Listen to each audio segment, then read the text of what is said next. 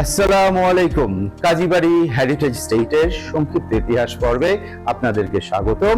আজকে আমরা এই যে ছবিটি দেখতে পাচ্ছি, এই ছবিটি নিয়ে কথা বলবো। এটি মূলত আমাদের সিল অফ দ্য হাউস কাজী আব্দুর রউফ সাহেব 1892 সালে যখন শাহের কাজী চাকরিটি গ্রহণ করেন,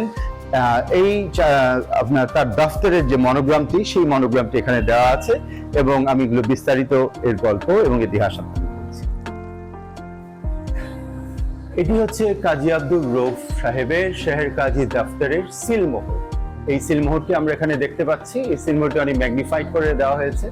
এটি আপনার ওই কাগজের বা ডকুমেন্টের উপরে দেওয়া থাকতো।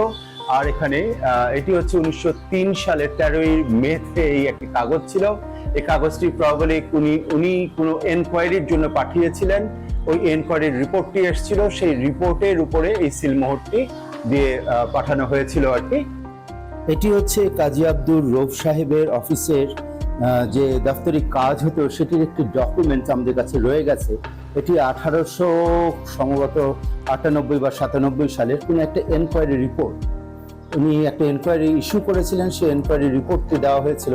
সেই রিপোর্টের কিছু অংশ এখানে আছে। আজ এ পর্যন্তই। আগামীতে আরো কিছু গল্প এবং ইতিহাস নিয়ে আপনাদের কাছে আবার আমি ফেরত আসব। তো সেই সময় পর্যন্ত আপনাদের কাছে বিদায় নিয়ে যাচ্ছি। ইনশাল্লাহ দেখা হবে। আমার জন্য দোয়া করবেন। আসসালামু আলাইকুম। ইতিহাস ও ঐতিহ্য ভিত্তিক আমার এই ভিডিওটি ভালো লাগলে আমার এই কাজে উৎসাহ দেওয়ার জন্য আমার ভিডিওটি লাইক, শেয়ার ও সাবস্ক্রাইব করে দেওয়ার অনুরোধ রইল। ধন্যবাদ।